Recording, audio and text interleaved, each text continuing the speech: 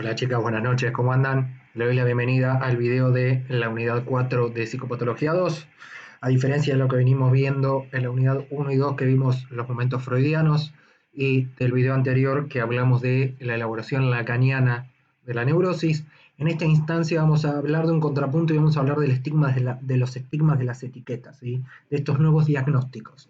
Para esto vamos a trabajar dos textos. El primero, que voy a utilizar estos Canvas o estas herramientas de presentación de diapositivas similar a PowerPoint, donde vamos a hablar de TGD y vamos a hacer un comparativo de psicosis infantil.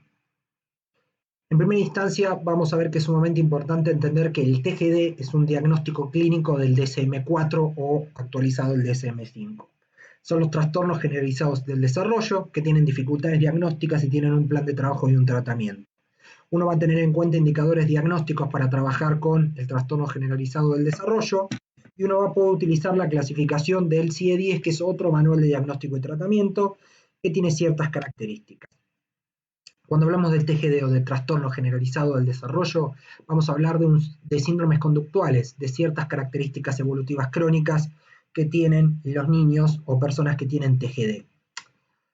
¿Qué características tiene el TGD como trastorno? Primero, las severas dificultades en el ámbito social. Las personas que tienen TGD tienden a aislarse, a ser indiferentes, a tener dificultades o ausencias en el contacto interpersonal.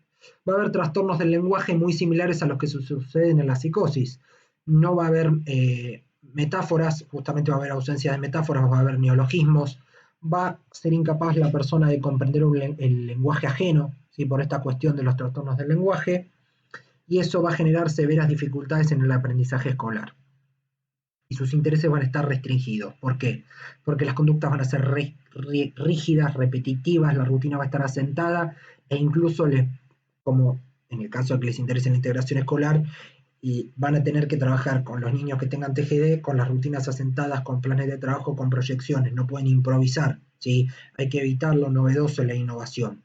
Los rituales y la preocupación por objetos específicos van a estar marcando a los niños que tengan TGD. Otros síntomas que pueden estar es el balanceo y el llanto inmotivado, un llanto disruptivo que se produzca de golpe, la coordinación motora pobre, la autolesión, la hiperactividad y la disminución del umbral del dolor. Ahora, uno no puede hacer una clínica de la generalidad y decir que todos los niños que tienen TGD van a tener los mismos tipos de síntomas. Va en contra de mi espíritu como psicólogo. ¿Por qué? Porque la realidad es que hay que pensar que el TGD es un conjunto de síntomas que hace a una etiqueta y hace un diagnóstico. El TGD va emparentado desde el discurso psicoanalítico con lo que sería la psicosis infantil, pero recuerden que el TGD está enmarcado en el ámbito del DSM-5, DSM-4 o del CIE-10. Si uno quiere trabajar con los niños con TGD, tiene que cumplir 4 requisitos. El tratamiento tiene que ser, en primer lugar, intensivo y extensivo. ¿Por qué? Porque tiene que abordar a todos los contextos de la persona y hay que, esto también lo vamos a ver en práctica profesionalizante 3, tiene que utilizar la psicoeducación. Hay que educar al paciente y educar al entorno para lograr objetivos, oportunidades y trabajar desde un plan individual. Trabajar intensivamente con el paciente y extensivamente con la familia.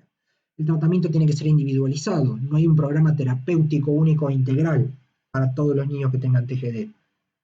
Sin embargo, hay que focalizar en el caso por caso. Y hay un punto de coincidencia entre el psicoanálisis y la terapia cognitivo-conductual, y el tratamiento tiene que ser estructurado. ¿Por qué? Porque la enseñanza tiene que ser organizada, tiene que haber un orden, una estructura, un borde, un encuadre, una estructura alrededor del tratamiento. Y el cuarto elemento que también es importante es la participación de los progenitores, que es el elemento central. ¿Por qué? Porque la familia tiene que coordinar con los profesionales los objetivos, las estrategias y los planes de trabajo del tratamiento. Sin progenitores, sin madre, tutor, padre o encargado que trabaje desde el tratamiento, es imposible lograr el éxito del tratamiento de estos niños con TGD como tal. Entonces el tratamiento tiene que ser intensivo y extensivo, individualizado, estructurado. Y el cuarto elemento va a ser la participación de los progenitores. Si están implicados los padres, es más fácil que salga adelante el tratamiento. Ahora, ¿cómo es el abordaje terapéutico de las personas con TGD? ¿Cómo es el tratamiento? Es sintomático y es no curativo. Esta es una crítica personal. Se trabaja con el síntoma, pero no se va a la causa como pasa con el psicoanálisis. Por eso decimos que es sintomático y no curativo. El tratamiento farmacológico, ¿sí?, permite la o tiene la facilidad, mejor dicho, de generar otras estrategias terapéuticas. Yo siempre les digo que si hay farmacología tiene que ser acorde a un encuadre y un plan de tratamiento que nos permita generar mejoras en el plan de trabajo, en la estrategia, en el encuadre. Va a mejorar la atención, el comportamiento va a ser más controlado también. Ahora, como para cerrar esta primera parte, si hablamos de CIE-10, autismo y Asperger, tenemos que hablar que el TGD desde el CIE-10 engloba varias categorías, ¿sí? El autismo y el Asperger, el debate van a girar alrededor de si pertenece o no al TGD. Las características que tiene, ¿sí? El TGD, o mejor dicho, el autismo y el Asperger dentro del TGD o fuera del TGD es muy amplia, ¿sí? Las investigaciones del DSM-4 y del CIE-10 manejan características diferentes. Dentro del TGD, desde el CIE-10, tenemos el autismo infantil, como dice en el texto, el autismo atípico, el trastorno desintegrativo infantil, o también conocido como el síndrome de Heller, el trastorno hipercinético con retraso mental o no, o esta cuestión de los movimientos estereotipados, el síndrome de Asperger, que es similar o es un tipo de autismo, el trastorno esquizoide, que se emparentaría con la psicosis, y el síndrome de Rett, que es un tipo de autismo presente en las mujeres, tal como alguna vez se los comenté. Es lo importante de este texto, entender que el TGD enmascara un montón de categorías que responden a la psicosis infantil. Es más estigmatizante, etiqueta más al niño que tiene TGD, pero es más suave y es más funcional a las obras sociales la cuestión del TGD. Genera un mayor impacto decir que un niño tiene psicosis infantil a decir que el niño tenga TGD. Hasta acá el primer texto. Ahora vamos a pasar al segundo texto que está acá, que es, esperen que, ahí estamos, bien. Vamos a hablar del texto de Laura Llanos, que toma los diagnósticos, hace una reflexión crítica sobre el trastorno de déficit de atención y emparenta la cuestión del TGD, ADD, toda la cuestión de psicosis infantil.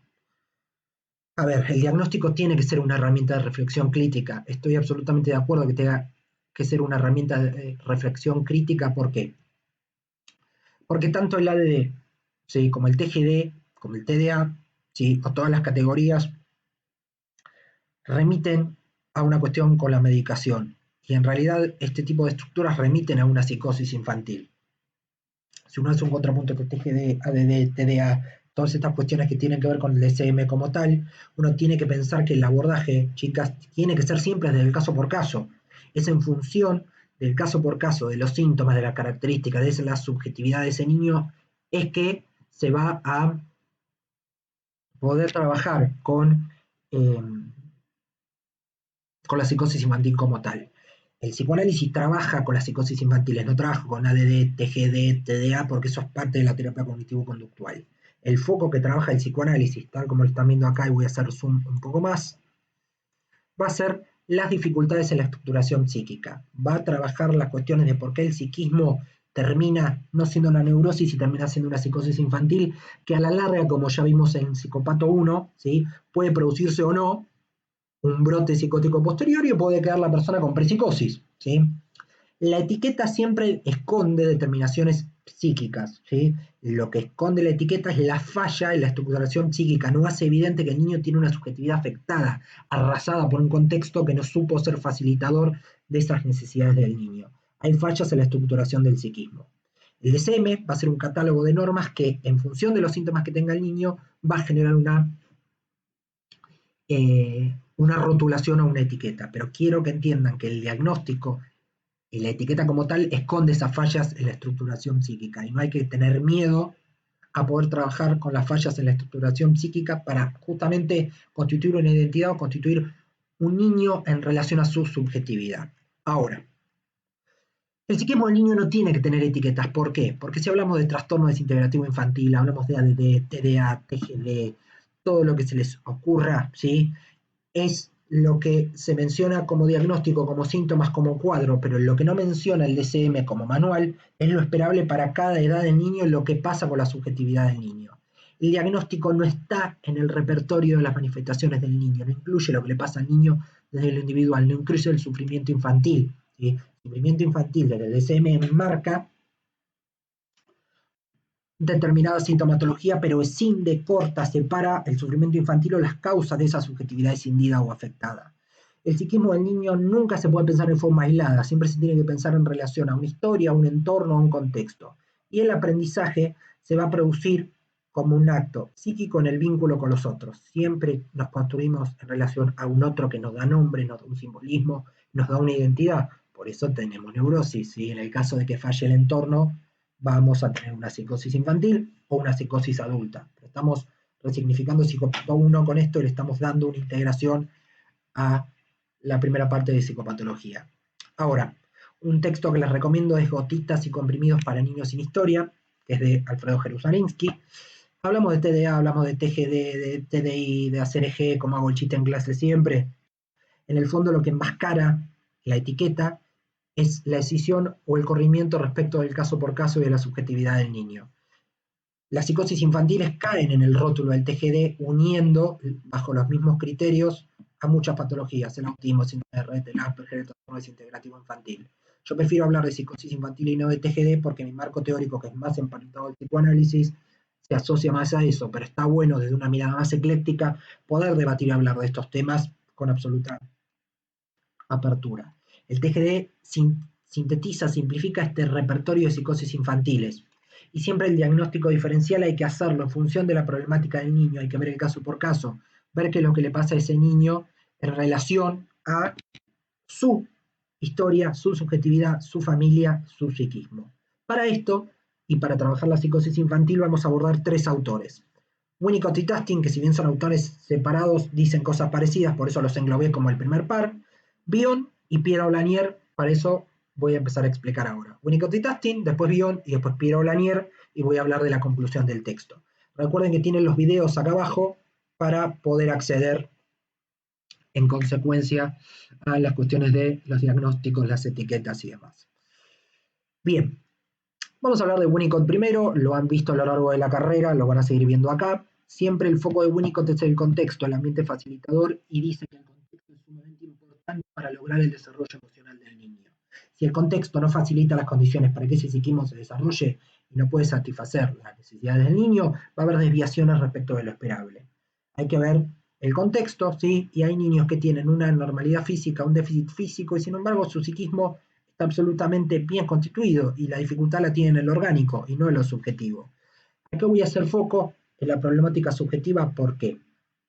Porque la enfermedad va a tener que ver con las fases más tempranas del niño. Si hay una infancia temprana y el medio ambiente, la familia, pudo proveer o pudo generar una provisión ambiental exitosa, va a haber un psiquismo constituido. Por ende, no va a haber psicosis infantil, va a haber neurosis. En el caso de que el ambiente facilitador en la infancia temprana no provea las condiciones necesarias, va a haber problemas o fallas en la estructuración psíquica, y si falla esta dupla de la infancia temprana y el ambiente facilitador, ahí va a venir justamente la psicosis infantil. ¿Cómo define Winnicott, tal como dice acá, a la esquizofrenia? Dice que es lo inverso al proceso madurativo. Es una involución, un retorno, ¿sí?, al pasado. Se queda estancada la persona y hay fallas en la estructuración subjetiva. Si el ambiente facilitador falla, la personalidad no se desarrolla y se produce la esquizofrenia. O sea que la esquizofrenia es consecuencia de una falla en el ambiente facilitador. ¿Cuál es la base de todo para Winnicott, chicas? Es la relación medio-individuo, la relación madre-bebé-comunidad. Si la madre, como protagonista absoluta del ambiente facilitador, falla, el bebé no va a poder constituir su psiquismo y va a advenir la esquizofrenia como patología o como una categoría, en este caso de la psicosis infantil. La madre suficientemente buena es un sostén, mantiene y presenta objetos, ¿sí? Permite en esta madre suficientemente buena acercarse, satisfacer las necesidades del niño, pero también saber frustrarlo. Eso es lo que Winnicott llama un proceso de ilusión-desilusión. Hay un acceso del niño al mundo exterior, se le ilusiona, se satisface las necesidades, pero la madre no está todo el tiempo presente. Aparece y desaparece. Aparece y desaparece. Si falla esta función materna y este ambiente facilitador, justamente la adaptación madre-niño va a ser defectuosa, por ende se va a generar la psicosis y la provisión ambiental no va a ser exitosa. Para esto voy a leer brevemente el ejemplo del texto del hijo de 7 años, que está en la página 51. Voy a hacer foco en esto. Espérenme un segundo, que se me tildó. Vamos a ir al texto de Llanos y lo vamos a abrir con Microsoft Edge.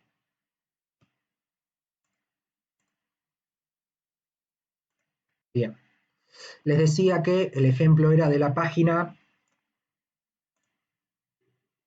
51. Ahora vamos a hacer zoom acá y vamos a debatir por qué es un ejemplo. En realidad debatir no porque lo estoy grabando, chicas, pero vamos a trabajar con eso. Es la lectura de la página 51, que es el caso Juan. Fíjense, esperen que lo busque.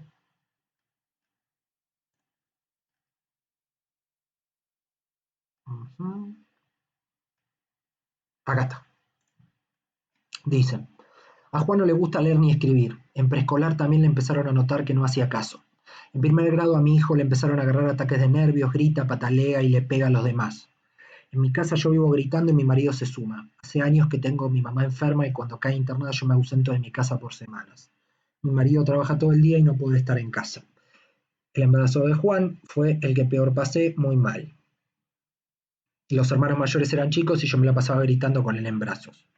¿Por qué es un ejemplo? Porque no hay un ambiente facilitador, la madre no estuvo presente, la provisión ambiental no fue exitosa, por ende esa madre no fue lo suficientemente buena como para satisfacer las necesidades del niño por ese contexto enfermo. Entonces el problema viene por ese lado. Bien. ¿Teme que suena de otra cosa? Perfecto. Bien. Hasta acá lo que es Winnicott.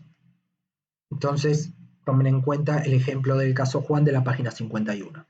Ahora Tasting va a decir algo muy parecido. ¿Por qué? Porque va a trabajar las cuestiones de los estadios arcaicos o primitivos del desarrollo. ¿Y qué va a decir?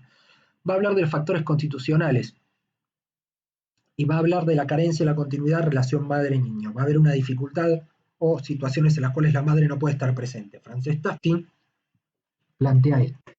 Ahora amplía un poco el panorama y dice que la madre puede estar ausente en relación a la provisión de estímulos, la crianza esencial, puede generarle algún tipo de lesión cerebral, puede ser muy obsesiva, ¿sí? Puede no estar siendo apoyada por el padre, puede ser muy complaciente. Ahora, va a hacer unas subclasificaciones teóricas de autismo primario normal, caparazón, autismo secundario regresivo. Eso no me interesa. Voy a hacer una crítica ahora de eso. Y lo que plantea, Tasting dice que una madre deprimida y retraída del mundo es difícil que pueda investir el contexto y que pueda ser un ambiente facilitador. Eso sí es importante. Porque la madre deprimida y retraída del mundo no se puede conectar con el niño, sino puede armar una subjetividad de ese niño. Justamente al estar deprimida y retraída del mundo no puede linealizar al niño y no puede constituir la neurosis. Por ende va a haber psicosis infantil. ¿Qué es lo que quiero criticar de la página 52? La cuestión del agujero negro. Fíjense que dice, el autismo patológico sería una defensa contra la depresión psicótica que busca vencerla. Es como que, cuando hablamos de depresión psicótica decimos la idea de agujero negro. Ese agujero es lo que queda cuando la ilusión de continuidad entre la madre y el niño queda rota, desmentida. El autismo es un intento de protección contra ese agujero negro. No, esto no va desde lo teórico. Está diciendo que el autismo es un mecanismo de defensa frente a una madre que no supo conectarse con su hijo. Y en realidad no, sabemos que hay una base biológica del autismo. No todo es psicoanalítico, quiero que quede claro eso, ¿sí? Es sumamente importante que critiquen esto del agujero negro porque no es un mecanismo de defensa frente a una madre, ¿sí? Es una falla en la constitución subjetiva, no hay defensa ahí. Y que ojo con eso porque eso ya sería como un psicoanálisis más ortodoxo y más clásico, más justamente cerrado en sí mismo y no es lo que quiero que vean tampoco. Ahora, voy a pasar al ejemplo de niño de 5 años de Frances Tasting y a la página 54, cosa de que se puedan parar ahí. ¿Cuál es el problema? Vamos a leer este de Carlos. Dice, yo quería tener mi hijo porque es como jugar a las muñecas. Una madre con esquizofrenia. Literalmente hablando, yo quería tener mi hijo porque es como jugar a las muñecas. Pero cuando nacen lloran y no te lo bancás. Él era muy tranquilo, pero cuando se ponía a llorar y yo me cansaba de darle la teta, me iba a pasear desde las 10 de la mañana hasta las 7 de la tarde y lo dejaba en su cuna. Los vecinos me contaban que la primera hora lloraba, pero que después no lo sentía más, ¿sí? Era tranquilo, no se movía. Un horror, ¿sí? Esta madre con esquizofrenia, que entendía que tener a su hijo Carlos era como jugar a las muñecas, justamente no iba a poder investir al niño y poder generar una subjetividad. Si la madre presenta deficiencias en su personalidad, también va a ser difícil que el niño pueda investir al mundo. Este ejemplo de Carlos es absolutamente claro, ¿sí? Termina siendo un problema. Ahora, si yo me baso en la mirada más crítica, ¿sí?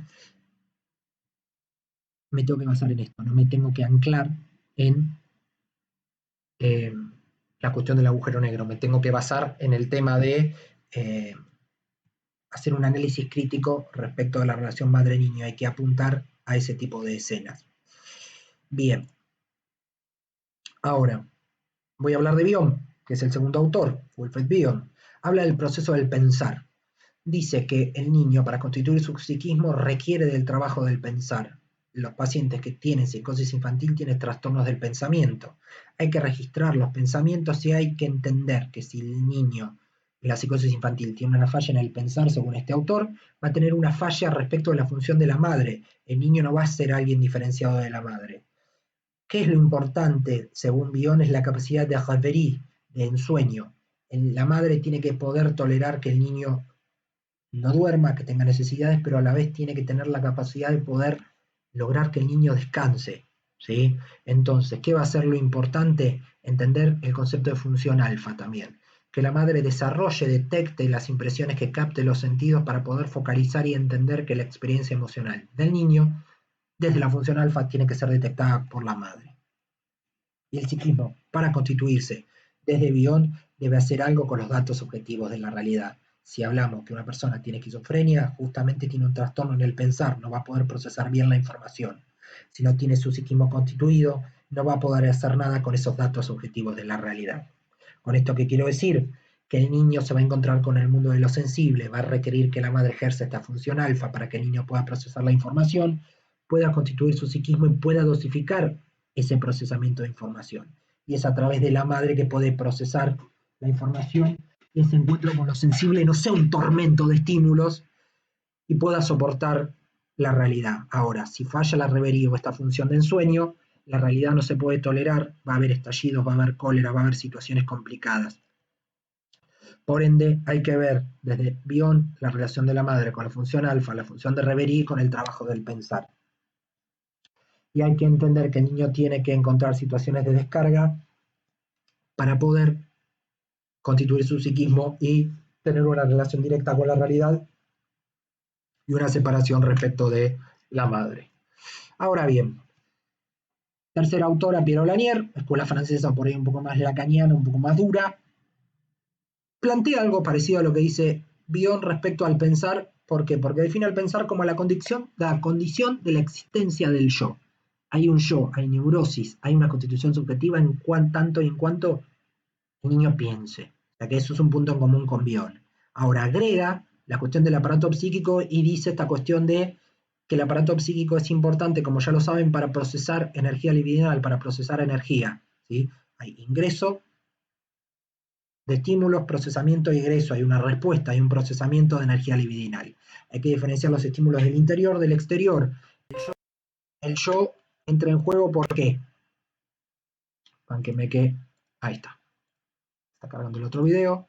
Bien, esto de los avisos. Bien, es lo importante también, entender que el yo va a estar constituido desde un espacio familiar. Va a haber un discurso, una pareja que va a anhelar a un niño, que lo va a esperar, que lo va a alojar en el deseo de la pareja parental y va a tener un lugar en la familia. ¿Qué pasa? La madre va a tener, según Piero Lanier, un lugar de portavoz. La madre va a tener un discurso importante y clave, va a tener una función de ser la persona que va a vehiculizar el discurso y que va a alojar a ese niño a lo largo de los primeros años de vida para poder constituir ese psiquismo. La voz de la madre va a llevar al discurso, ¿sí?, del niño, va a llevar el discurso al niño y lo va a poder constituir subjetivamente. Lo va a alojar, va a satisfacer sus necesidades y a su vez la madre y su voz va a representar paulatinamente al mundo exterior, va a ser un pasaje de narcisismo primario, como lo vimos en psico general, a un narcisismo secundario. El discurso al niño va a poder apropiarse de esto, ¿sí?, de esta realidad.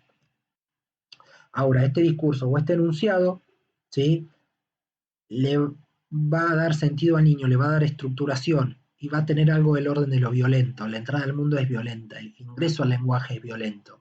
No violento en el sentido de agresivo de golpe, sino que es disruptivo, ¿sí? No es tan progresivo como se espera, sino que la entrada al lenguaje es traumática, ¿sí? El problema va a estar cuando hay un exceso de violencia, ¿sí? Cuando la madre se apropia del pensamiento del hijo, no hay una separación entre el niño y la madre, y esa violencia primaria, que es la entrada del lenguaje, se excede y se transforma en violencia secundaria. Repito, la violencia secundaria es cuando el niño se puede separar de la madre, se apropia del pensamiento y no le genera falta alguna. No hay un proceso de ilusión, desilusión. La madre está presente todo el tiempo y no se produce un acceso a la temporalidad. El niño necesita que el otro lo reconozca desde Piero Lanier. Tiene que haber una alteridad, una diferencia, un punto de encuentro y un punto de distancia respecto del otro. Ahora, ¿por qué es necesario recorrer Winnicott, Tastin, Bion y Piero Lanier? ¿Por qué? Porque el diagnóstico tiene que ser siempre desde la estructuración psíquica, de entender el caso por caso, la historia. Uno no puede hablar del TGD, TDA, ADD, de todas estas categorías clínicas de rótulos, ¿sí? Porque no son entidades únicas. Sirven a los fines de nuclear un conjunto de síntomas que hablan de que hay un déficit en la estructuración psíquica. Si hablamos de psicosis infantil, hablamos de fallas en la estructuración psíquica, hablamos de lo opuesto a la neurosis, entonces estamos hablando de psicosis. Hablamos de un ambiente facilitador, de un contexto enfermo, de que el pensamiento está afectado, hay problemas en la comunicación y para establecer vínculos. Hay unas dificultades claras en el lenguaje, hay ausencia de metáfora, hay neologismos, ¿sí? Hay fallas en el armado del yo, en el armado de la identidad. El yo no es innato, chicas, como ya lo saben, se construye y se tiene que desarrollar tomando al otro como semejante. Y es necesario entender que es gracias al entorno y gracias al otro que nosotros nos podemos constituir subjetivamente y que hablamos desde un yo en función de una construcción y en función de un otro que nos alojó, nos dio un lenguaje, nos permitió procesar estímulos y nos permitió pensar. La necesidad de nuestro trabajo como componentes terapéuticos tiene que estar basada en detectar las fallas de la estructuración subjetiva y de poder trabajar con qué, con la estructuración subjetiva a partir del discurso y de la palabra, permitiendo que el lenguaje sea la herramienta necesaria para poder trabajar con la estructuración subjetiva sin pensar en síntomas, en diagnósticos como etiquetas, sino en los diagnósticos como realidades y lógicas desde el caso por caso. Hasta acá el video de la unidad 4. Recuerden, el texto de Laura Llanos es el que vimos recién, de psicosis infantil, y el texto anterior hablaba de TGD. Con esto terminamos lo que es el contenido de unidad 3 y 4 de Psicopatología 2. Éxitos en el parcial. Cualquier duda estoy a disposición. Son temas muy interesantes. Hasta acá la clase de hoy. Será hasta la próxima.